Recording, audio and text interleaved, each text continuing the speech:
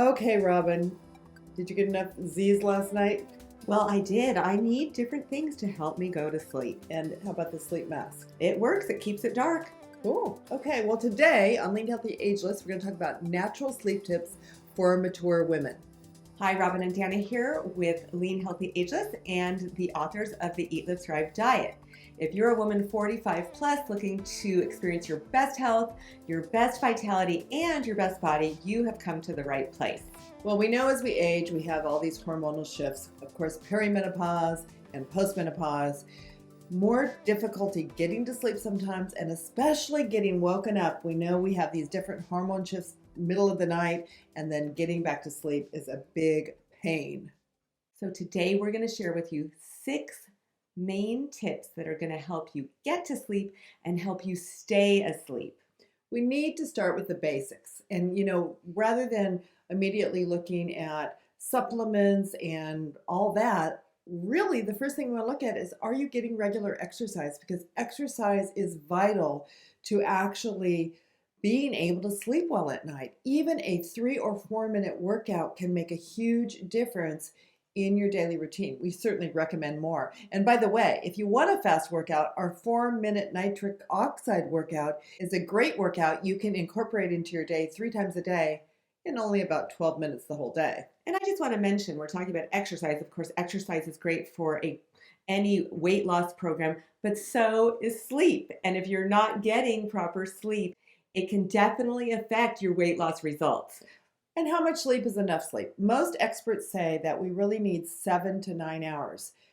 How much in that 2-hour range depends on your body. You should be able to fall asleep and wake up when you're well rested and feel rested most of the day, not having those huge slumps of low energy. That is not normal. That is not ideal. When you're well rested and in combination with good exercise, chances are you are going to just feel great all day long. So let's talk about the second tip, which is a healthy diet and what you're eating or not eating before bed.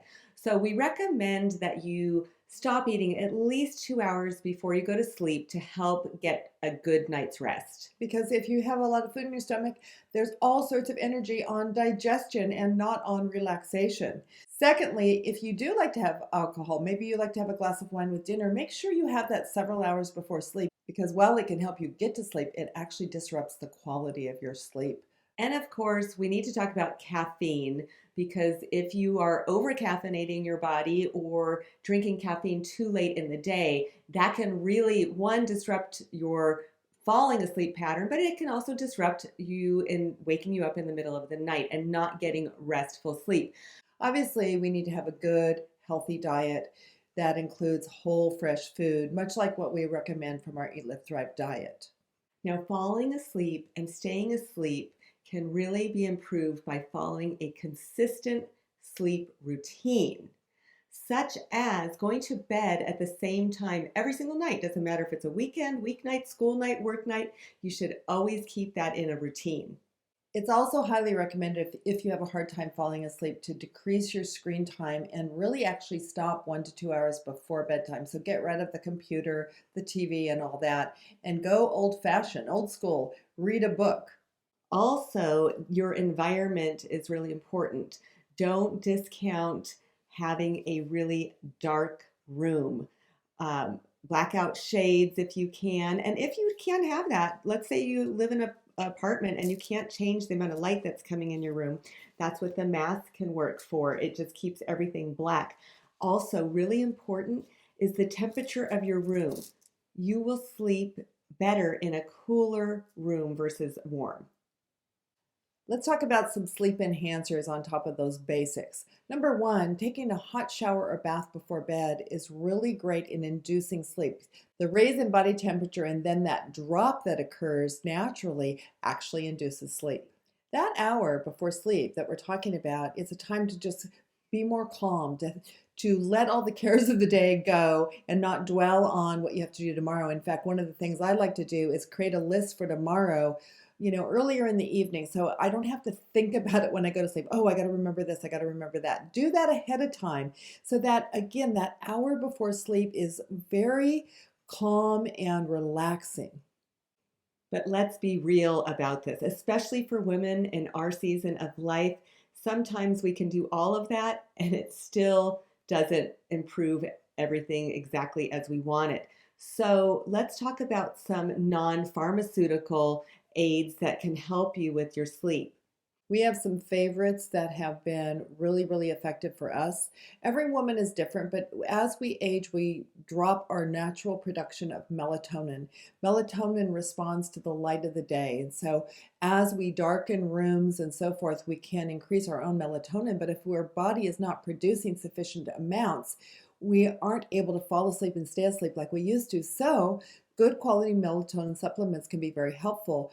I find for myself taking a regular release melatonin and a time release at bedtime really helps me not only fall asleep quickly, but also if I happen to wake up to go potty, because who doesn't have to do that at our age in the middle of the night, I go back to sleep much more readily. Now that's different for different women, like And Robyn. yes, for me, actually, I don't do really well with melatonin, any kind.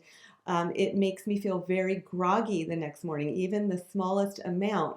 And so for me, I am using a supplement which is called Slumber, and it's a couple different herbs. It's a liquid tincture that I take. And actually, I don't need it myself for falling asleep. I don't have a problem falling asleep. It's when I get woken up in the middle of the night, a hormonal wake up, I'm a light sleeper, I hear things. And so sometimes that's the time I have a hard time falling back asleep. And that's when I use that Slumber nutritional supplement that works phenomenal. Probably within 15 minutes, I'm back asleep. The last thing that works for both Robyn and I and many of the clients that we coach is CBD oil. CBD oil, again, is very different. It doesn't necessarily make you feel sleepy, although it can have kind of a relaxing effect, again, different for everybody. But we have personally found in taking CBD oil that our sleep is deeper. I notice that I'm dreaming more vividly, I'm more rested when I wake up. I think it's the feeling of being more rested that Yeah. I notice the most. So tip number 6, as women of faith, is pray. When you do wake up, whether to go potty or something just wakes you up and maybe you're going to take another melatonin or you're going to take the Slumber or whatever you are or aren't going to do, we want to encourage you to take some time to praise and worship God. It is probably not the best time to take all your deepest prayer requests and all the things that are troubling you and represent those to God in the middle of the night, but rather just a time of praise and worship. Thanking God. Just start a list of I'm thankful for this and I'm thankful for that. And praise and worship and thank Him until you fall asleep. I'll tell you, I've been doing this a long time and I usually fall asleep in the middle of it and don't remember the last thing I told God, but I know He did. We hope that these tips will help you get a great night's sleep. And if you want to know more information about the supplements that we're taking to help us, check out the links we provide.